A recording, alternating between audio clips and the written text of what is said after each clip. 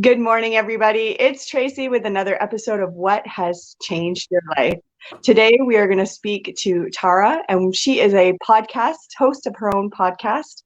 She's also a mother of a 2-year-old daughter who has an incredible journey of her own and how they came together, and her whole entire life changing during this quarantine.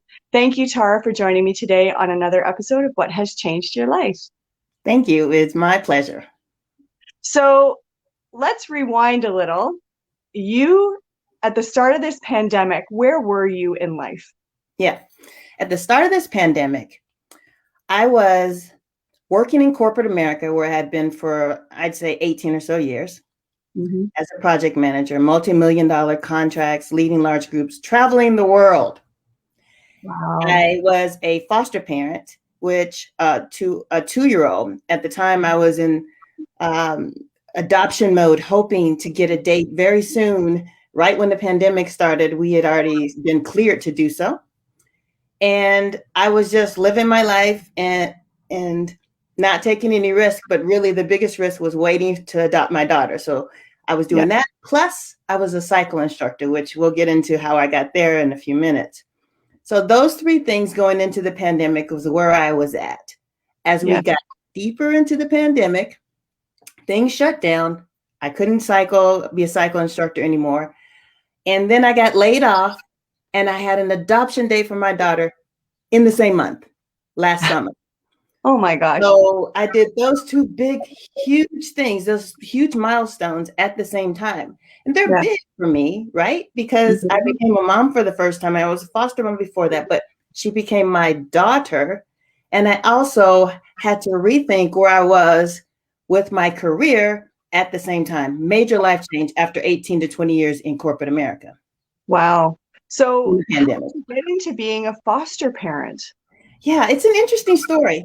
Yeah. My parents, when I was a preteen to a teen, decided to become foster parents. So I know what it's like to be a foster sister, actually. My brother and I, we had foster children come into our home. First, it was family. And they were in distress, and my family rallied, and my mom and dad said, we can't let this happen. They must come to us.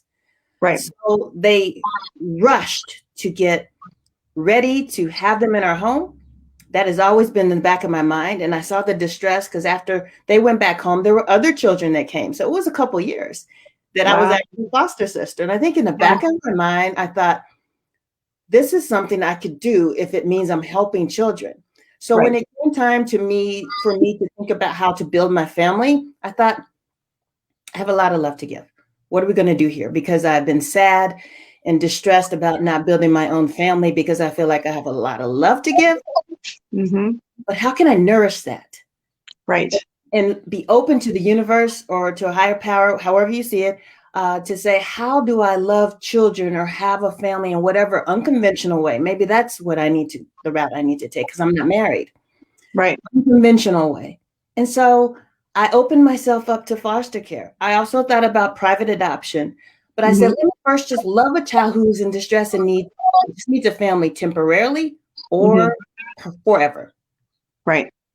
It was one of the hardest things I've ever done, emotionally and spiritually and even physically. I lost weight. I was like, I'm learning how to take care of a child and being a working mom and all these things at the same time.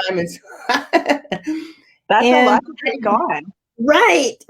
So I decided, I opened myself up and there were no expectations that I would adopt a child. You can't go into it that way. You can't go in and say, I'm going to adopt you. You'd say, I'm going to keep you safe and love you as if this is the last day you'll be with me every day. That takes discipline. Yeah. Because your heart goes to the child. Were you worried about, there's a lot of children that come from homes where there's verbal abuse, physical abuse, emotion, like the whole gamut. Was that ever a concern that the child that would be coming to you would be a child that required a lot of special treatment? Absolutely. And so I had you get a choice for what age range you want for your child to come. You can say, I want 0 to 2 or only want infants or only want teens or whatever. And so I went for the younger children, 0 to 3 or so. And you have to be aware that they've been in distress. Yeah. But oftentimes they will, when they call you for a child, the way it works in the US, they'll say this child there's some physical concerns or some emotional distress. They want you to be aware of it. Usually they'll be forthcoming, but sometimes there are things that are undiscovered. In the case of my daughter, she has some challenges with her hands. So when they called me, I will never forget. I was at the gym and they said, we have a young girl. Can you come and provide assistance? And I was like, I went into the room that was quiet because you know how noisy the gym is. I listened to them and my heart said, absolutely. Yeah. I don't care what you say, whatever condition is, absolutely. We'll deal with it. She needs help, we'll deal with it. And then history. I end up being, the rest is history. I end up becoming her permanent mom. That's awesome. It's the joy of my life. Am you asking what her name is? Her name is Lonnie. Lonnie. That's beautiful. Yeah. Lonnie Delilah. So my dad's name was Linnell. He passed away 20 plus years ago. And so it always been my dream to name my daughter after my dad. So his name is Linnell. Her name is Lonnie. And then we kept her other name she came to us with, which is Delilah. Lonnie Delilah. Awesome. And how old was she when she came to you? Sorry? 8 months. 8 months. Yeah, she'll be 3 next month. Yeah. Oh, that's beautiful. And so she really, in the grand scheme of things, only really knows you as her mom from that time on. Yes. That's awesome. Yes. I mean, so how do you feel about being a single mom? It was, I can relate this to wellness, and here's how I can, because for many years, I had this cookie cutter way I thought you were supposed to build a family. And I thought there was something wrong with me because mine didn't look like so many other people's. Mm-hmm. And so I got to the point where I was like, you know, what's going to happen for me? Because to me, looking at it, being a single mom seemed too hard, too many stigmas. Are people going to judge me? Are they going to say I had all these broken relationships? Are they going to say that I'm not doing it right, or people, whatever kind of stigmas. I put them on myself first because I thought, no, I don't want to be a single mom. One of the main reasons, though, was because I thought it would be too hard. I'm like, I don't want to do this by myself. I need someone to help me. Yes. I finally got to the place where I said, I'm going to be brave enough and loving enough towards myself to trust that we'll figure it out. I have family support. Yes. I have my mom helps me tremendous, and I wouldn't have been able to do this without her. And then I have a strong family circle with the pandemic but I finally got to the point where I loved myself enough to trust that it could work out. And I think that's so important for wellness, because that's showing kindness for yourself as opposed to being judgmental and angry towards yourself or punishing yourself for not comparing after you compare yourself to someone else's experience. The person who has been married, you know, they got out of college, they got married, then they had kids. That is not my experience. Yeah. The status quo. The status quo. That's the status quo. We go to school, we go to college or university, we get whatever, get a job, get married, have kids, blah, blah, blah, blah, blah. And then life throws you curveballs. Yep. And one of the things I think it's important for women to understand is there's more than one way to be a mom. Absolutely. Right? I had to learn that. Yes, because there is. And you're absolutely right. There's so much love that people can give to children, and they don't necessarily have to come from your vagina. I had to learn that, because I'll tell transparency, because I want people to understand how to accept themselves and how these thoughts of inadequacy and unworthiness can creep up and show up in ways unexpected. So for me, after my daughter was with me for a couple months, it became slightly clear that it could be a possible path to adoption. But whenever I talked about it, I said, oh no, she can't come. No, we can't have, no, it can't happen. She has to go back to her family. It's not fair to take this child from her family. I was going around saying this to people. Right. And I get that the number one goal is to reunite. Absolutely. In favor. I mean, I went through all the procedures and processes and followed them all for visits and everything required. The painful thing of putting her in the car to get visits, because it's necessary. But at the same time, I was speaking against what I wanted. And instead of being open to the universe, I literally was saying, oh no, I can't be a part of a system that takes a child from their mother. When it's like the universe is saying, but I need this baby, which we're keeping in mind, to be in a place where she's safe and stable. Why was I not thinking of it in those terms? Well, because I almost didn't think I was worthy enough for such a gorgeous baby to come into my life, although I wanted a baby to come into my life. Because I was undermining my own desire by thinking secret thoughts of unworthiness. It was about me not feeling like I was worthy enough to have such a wonderful child come into my life. Yes. Now, you don't know this, but I'm actually an adopted child. So my parents adopted me when I was 9 months old. Okay. And so it's very similar. I was in the foster care system for that time. And then I was adopted by my parents who, raised me, and here I am today kind of thing. And so, it's interesting because for us in the 70s, because that's how old I am, things were a bit different with the process and with the foster system back then. You didn't know who your birth parents were.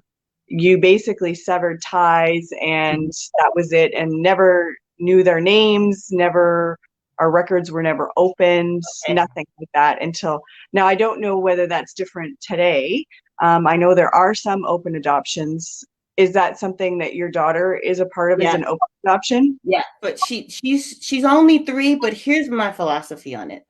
Yes. I am going to trust my ability to raise her without any shame at all, which means at some point we have a conversation about her being adopted.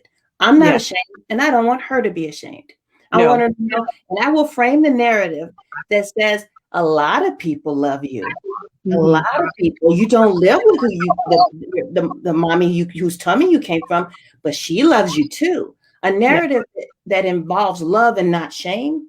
Because I don't want her to go through life with these shadow beliefs of shame because it's closed. I'm not saying that it happens for all adoptees, but I need to do my part to embolden her because she's such a unique circumstance with, like I said, she has hands where we go to occupational therapy. I don't want her to feel shame about the way she looks. I don't want her to feel shame about the way she came into this earth. I don't want her to feel shame about being adopted. So it's my responsibility to be emotionally healthy enough and confident enough to say, at some point, she says, I want to meet somebody.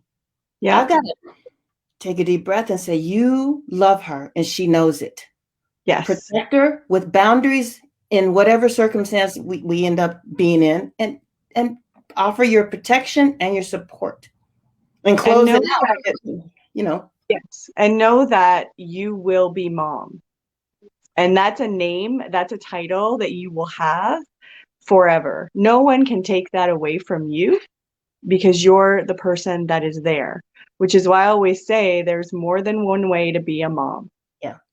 It took me a long time to figure that out, but now I feel it in a deep way. I don't have the story of her being birthed through me. I don't have the birth story and all that, but I have the love and the dedication. And I spent years trying to learn how to be a parent because I'm weird that way. I love books. And so I was reading all these personal development books on how to be a good parent, meaning don't try to make the child who you want it to be, and all these things. So I'm like, okay, all these things, I want to be a good parent.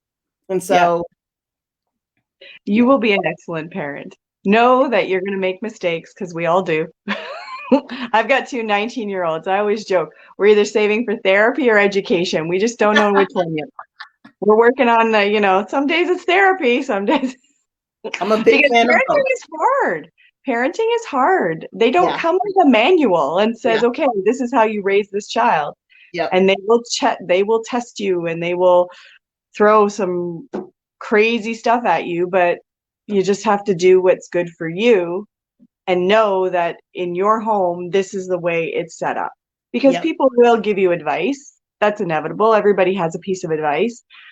But, you just take it, you hear it, you listen to it, and you take what you think fits your family as opposed to what it is for someone else. I'm learning that because as a mom, I'm like, okay, I hear what people say about certain things. I'm like, oh, are you saying I'm doing it wrong? And so, we had some occupational therapist who's like, she doesn't talk too much. She doesn't talk. I'm like, but she talks so much at home. I'm like, what is going on here? A couple months later, she's talking even more. And I realized Mhm.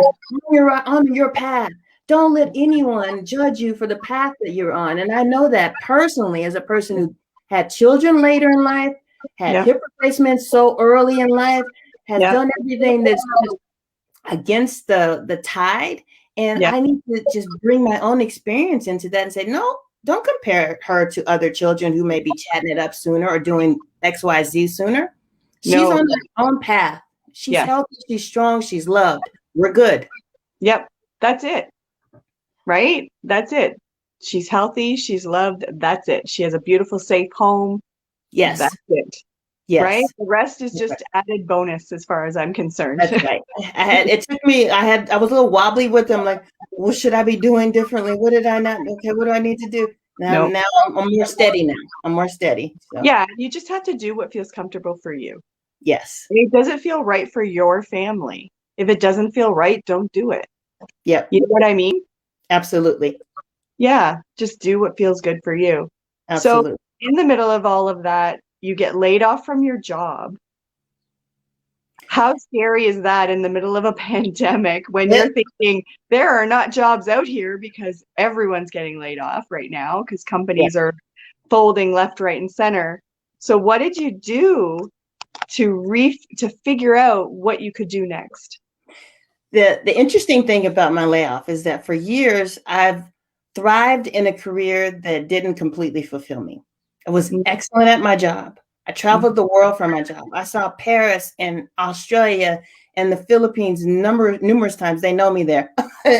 I went all over the world. I've been to all parts of Canada, Montreal, Ontario, Winnipeg, even, and it's been a wonderful journey, but I always knew it wasn't my best self. I wasn't bringing the highest self. I wasn't bringing all the tools and creativity that I know I had. So I always wanted to leave, but I didn't mm. know how to go. I Yeah, what wasn't are you going to gonna leave do? without a Yeah. right. I'm like, what do I do? Go to another corporate job? No.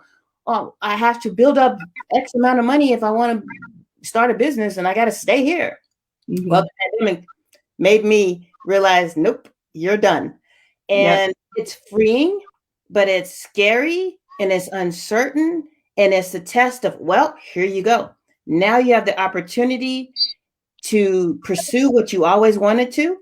What are you going to do? And there was a little bit of temptation to say, let me go back to the same. Let me just start job searching all of a sudden. You Because know, it's comfortable. yeah, because Because it's it's normal, it's comfortable. And I challenged myself to get out of the comfort zone and say, Tara, let's pursue your wildest dreams, the things that are on your vision board for 15 years, the things that you've been praying about, the things that you've been wanting and deeply desiring, but feeling too fearful to go out there and try it. yeah. Like starting a podcast, like uh, planning another book, like doing speaking engagements, like doing a TED Talk. I even want to do a TED Talk. So all these things, like do it Yeah. scared, learn from the mistakes, Yeah. pursue the life of your wildest dreams, and realize that there's a net of some sort that's going to carry you. I don't care if I have to go go to Starbucks and work part-time for some reason. Who cares? I'll do anything to continue to support this path now that I'm in it. But it took the pandemic and me being laid off to get here. So Yeah. the horrible year, all the atrocities, all the trauma. I've lost people in COVID. They've died, and it's heart-wrenching. And Mm, but I'm a big fan of finding the good. yeah. Find the joy, search for joy. And sometimes it can feel like this you can't find it. It's too deeply buried, but you've got to keep trying to look for it. And when I think about that from my own life, this is a gift because I Yeah. was still in these miserable circumstances, uh, living not my best self as my best self, or with my gifts flowing, Yeah. had not happened. So And I'm I, grateful. I think I agree with you because as I'm in healthcare, as I was telling you earlier, and there's been so much negative with COVID, but there's also been some positivity. And one of the things that's been positive for me is this year and a bit has been a huge amount of learning for me. Mhm. And I think and also too, slowing down. Yes. Right? Before COVID, I don't know if you found it, but I found it. I was so busy. I was constantly Yeah. going. I was here, I was there. I was at the studio, like teaching 6 classes a week. I was, you know, like I just felt like I was never home. And now with COVID, I've cut back on how much I teach. I'm home more, spending time with my family, my kids, because they're home a bit more because they're, Yep. things are canceled. And so you almost get an opportunity to connect again, which you didn't have before. Right. Right. So I agree with you. I think there is some positive that we can find in this whole entire pandemic, as crappy as it is. Yes. And some days I got to go, okay, Yep. give it up to God, because that's what we say in the OR. When we're really stressed out, one of our MD assists, her husband is a pastor. So she says, whenever it gets overwhelming, you go like this. Well, you can't see my hands. You go like this. And I go, what's that? And she goes, this is give it to God. I'm like, okay. So some days we'll be there, we'll be doing a difficult case or whatever, and I'll just go, I understand. Yep. What we're doing today. This is how we're rolling. That's how we roll. That's I like how we're that. rolling. But you're right. You have to find the positivity, because if you don't, it would be so overwhelming and daunting. Right? Yeah. I mean, and I have a lot of experience with that because I've never been married, and so you have to, after a long time of wanting something, or after a long time of feeling like you've suffered through something, you've got to learn how to be grateful. You're going to drive yourself literally mad if you don't develop techniques in your life and practices in your life that force you to see, well, come on, what's the good? What's good though? What's good in your life though? What's good in your life? Yeah. I'm single. I don't have a family. I don't have this. I don't have that. But you did go to Paris for your birthday. So let's not pretend that you're not living a great life here when you get to do fun things. Who can say that? You did spend 4 weeks in Australia for this job. So so while I was hating that I was not doing what I wanted to do for my corporate career, I was having wonderful experiences that opened me up to the world. While I'm suffering, like, oh my God, while we're suffering in this pandemic, do we have an opportunity to get closer to our family members, simplify our routines, express our love for each other in these closed quarters? We have to, because we see each other more. Find it. Find the joy. It's like a revolutionary act, but find the joy. Yeah. Even if it's as simple as listening to the birds sing in the morning. Absolutely. And the sun is out, your feet are, as I joke and say, I woke up on this side of the grass. Yeah. That's as good as it gets some days. Absolutely. In Arizona, we have a lot of mountains. And so my joy was, okay, because of the pandemic, I'm feeling claustrophobic. I'm going to drive to one of these hiking parks, and I'm not going to hike, but I'm going to park in front of the beautiful mountain. That's where I'm going to have the meeting today. This is before I was laid off. And even now, when I need to think, the pandemic has forced me to go there. There's nowhere else to go. So, and I will go park there and just meditate and just take in this beautiful scenery, which is not something I did as often pre-pandemic. Yes. Right? But it helps my mind so much to where my daughter and I go. So I'll park backwards. I'll back in, pop the trunk up. We both sit in there with ice cream or with the treat. We look at the mountain, and I listen to music, or I'll write in my journal, and she'll just play, or we're sitting in the trunk because I have a hatchback.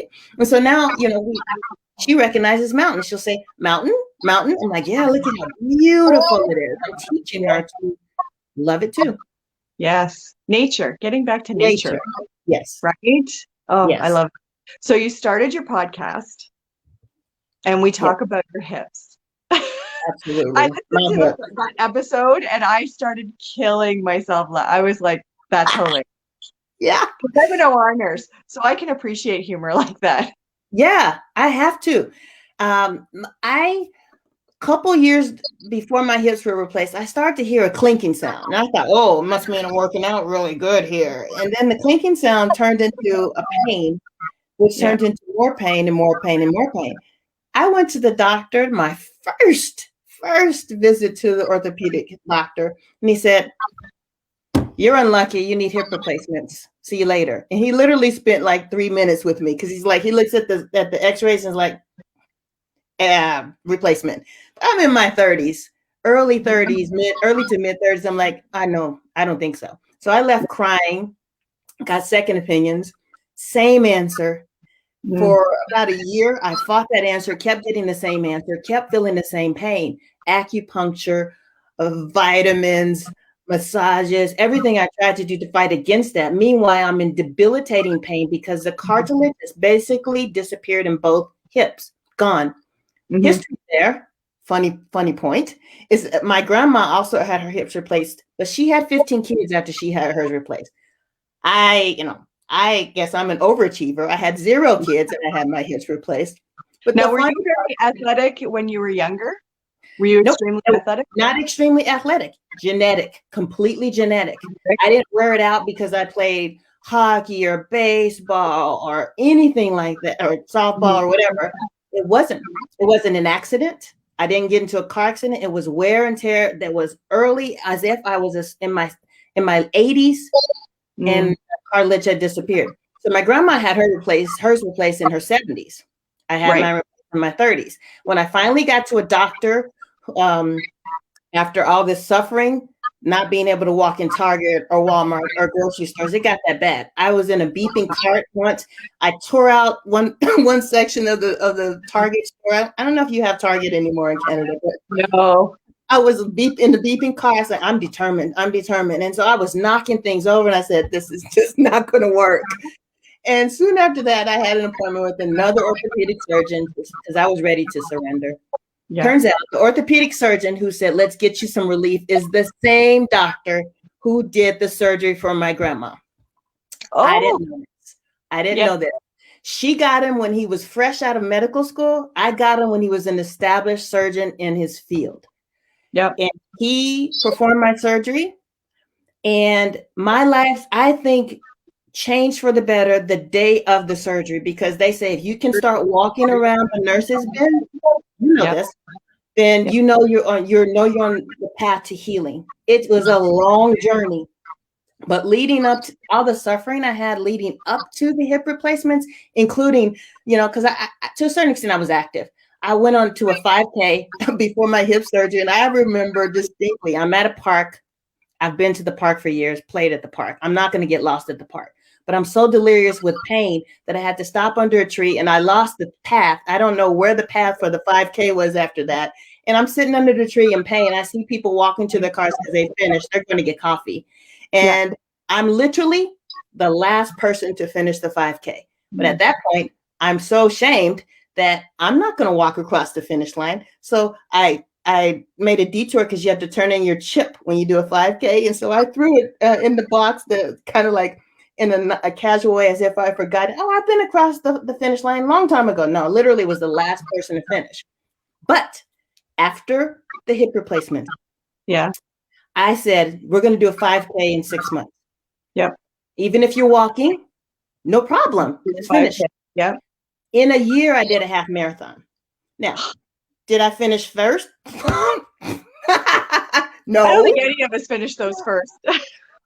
Unless you're like an ultra athlete, we'll let them finish first. Yeah, you can have that. You can have that. Give it to God. Yeah. I finished a half marathon a year after my hips were replaced. And from then, things went up from there because I decided, you know what? I feel powerful. I did this scared. I've overcome it. I've built muscles, my courage muscles, and I did things that were uncomfortable, and then momentum grew. And after that, I got bunion surgery on both feet. What, not as serious as the hip replacements, but with the hip replacements, I decided that my life was going to be better after. So, okay, I did some things physical. I exercised, I went to the gym, but now we're going to take it to a new level. Strength training, being kinder to your body, all while forgiving myself because, okay, my mobility may not be the same as someone else's. Right. Then I finally got to the point where I was taking cycle classes. And the instructor said, hey, anybody interested? And I can teach you and you can try out. And I was like, something in me was like, yes, I have to do this. I have to do this. Yeah. And I went up to her after class. I don't know how. I think that the courage muscle must have said, you can do it. I ended up being a cycle instructor for a couple years, up until the beginning of the pandemic. So you've got a person with scars and hips that are replaced leading people from all ranges of athletes. I mean, serious ultra marathoners, people who had done ultra marathons came to my classes because they wanted to do extra training. I had a family member come once to one of my classes. And again, the person with the hips replaced is in the front of the room teaching everyone else. And so you had to have a level of confidence to be like, yes, I'm teaching you, and I have fake hips, and I also wear leather. So I'm good. I'm good. So I had a family member who come to my class, and he said, listen, I got to lose 3 pounds to go to a jiu-jitsu competition later this afternoon. Could you help me do that in this class? I'm like 5 minutes before the class starts, you're giving me the person with the hips, I'm not going to be fast. You're probably faster than me. And all these things went through my head, and I said, yes, this is what you're going to do. Keep up with me. But when we do our rest, keep your pace up. And I was just giving him all this advice. And this is coming from the person who has brokenness. And I can perceive myself as inferior to everybody else in there because nobody else has hip replacements in that class. Maybe some classes, but not that class, both hip replaced. And I had the confidence enough to say, I have overcome all these things, and I am in a position now to give you my best. And my best is good enough. And I'm going to train these people and help these people. And I did it. And he lost his weight, and he made his weight class to do his jiu-jitsu. And I even have someone I keep in touch with Facebook. She was one of my students. And once I taught back-to-back classes, and we laughed because she said, you're killing me. But she decided to do it with me. Yeah. She just posted a message the other day about her Peloton bike. Because I have one of those now too, but she has a Peloton bike, and she posted a picture of coming in like 12th in a sea of thousands of people. Wow. And I taught her years ago. I'm not saying I'm responsible for where she is, but I wasn't. I can say I was a part of that. Yeah, absolutely. Yes, to being a cycle instructor. And so I joked with her and I said, well, I can say I knew you back when. She said, no, you challenged me to the point where I wanted to hurt you in the parking lot when we left. She said, I wanted to hurt you. You pushed it so hard. I wanted to hurt you when we got into the parking lot. But you know what? It trained me. Yeah. She's killing it. But if I had not shown up, and I think it's a metaphor for life, right? Yes. You're showing up to be who you're supposed, like the show you're doing. You're showing up to be and do and tell your story, and also allow people to tell their stories. And it makes me emotional. You're showing up, and it's allowing other people to feel free. Yes. And to see that there is a path through whatever mountain they're dealing with. And they don't have to feel stuck and feel like, well, I had my ankle break, and so I can't do this. Or I had cancer, and so I feel weaker. But do what you can with whatever you've got. Just try your best. Because the only person, exactly, because the only person you're competing against is yourself. There's nobody out there that you're competing with unless you're in the Olympics, but we're not going to be there. So the only people we're competing against is ourselves. Yeah. So showing up to you is so important. So important. It's such a strong message that I have to continually live out, because I have to walk the talk. Because if I'm saying that I'm not comparing myself, then I'm not going to be upset about scars, because I have scars from my surgery. But that means I'm living still. I've healed from the pain, the experience, and I'm moving forward. So I'm not hating what I've come from. Like the caterpillar, the butterflies, I'm hoping, I've never talked to a butterfly, but I'm hoping that the butterfly would not say, I hate that I was a caterpillar. Yeah. No. Because that's how you start to go from A to B, right? It's all about lessons we learn. I don't like to call them failures, because the reality is they're not failures. They're lessons we had to learn in order to get to the next level of where we're meant to go. I know a lot of people feel uncomfortable with normalizing failure, but I have learned over the past couple of years that it is the healthiest thing that you can do for yourself. Punishing yourself with regret and anger and frustration because of what you did, what you think is a failure, is just, it limits you. And The Obstacle is the Way by Ryan Holiday is a great book that I read about failure. And the obstacle is the way through. Hip replacements made me talk to you, probably, because I wouldn't have the podcast. I wouldn't have even entertained being a cycle instructor. I would have probably been less energetic version of myself, because this forced me to, I know some people call it leveling up. This forced me to rise to a place where I was like, I want to be stronger. And after this hip replacement surgery, I'm going to push myself to do a little bit of that, whatever it takes to be that person. Because I like me. I like what I overcame. I like that I have a story to tell that hopefully will encourage other people to overcome their circumstances too. Absolutely. I like that philosophy. Yeah. Now, if people want to follow your podcast, it's on Apple, correct? Yeah. It's on Apple and Google and Spotify. It's called the Team Meeting Podcast. There's a story behind it. At the pandemic, when I was still with corporate America, I would check in and make jokes about how we couldn't go anywhere and how we couldn't, we needed to make the most of it. So I would just do short little videos. And I started saying, I called it a team meeting. Let's have a quick check-in. You know, I don't know if in your profession, if like before you start your day, you're like, okay, this is what we got to do today. It's this person, this person, this person. We got to give them care. Well, I thought of it like, let's check in on how things are going for each other. And I'll just pick a topic, overcoming adversity, overcoming weariness, overcoming fear, and just my tips from my life. So when I wanted to name my podcast, and it took me way too long to find a name, because I probably spent 2 months saying I can't start a podcast because I don't have a name. Yeah. Well, I remember hearing you. You're like, I've done this 3 times. I'm like, yeah, that's hilarious. Exactly. I don't know what to name it. I'm not a technical person. I don't know what programs to get. But then I decided, oh, this is going to be called the Team Meeting Podcast, and I'm going to name it that because it's a community of people that come together that want to learn, laugh, and grow together. And we're going to use topics like my hips, financial trauma. I have had that. Relationship issues. Who hasn't? My journey through foster care and adoption. Whatever is a life issue is on our agenda for the Team Meeting Podcast. It's a community more than a podcast, and I love it. I love it. Love it. Love it. That's awesome. Because I know that, yes, that would be lovely. Thank you. Yeah. I got a few stories. But yeah, I haven't ventured over to the podcast side of things. I'm still doing the webinar kind of thing. People have said to me, well, you should do the podcast. And I'm like, I don't know how. So it's something I have to learn. I'm going to tell you, it's really no different from what you're doing right now.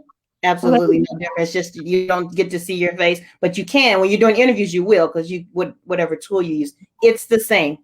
It's the same. There you go. All right. Podcast. I'm here to tell you. Well, thank you so much, Taura, for joining me today on this episode. It was such a pleasure to have you on and hear about your journey and what has changed your life over this last year. And I'm kind of glad that it all happened, because then we got a chance to meet each other and talk about your journey. So thank you for sharing. I really appreciate it.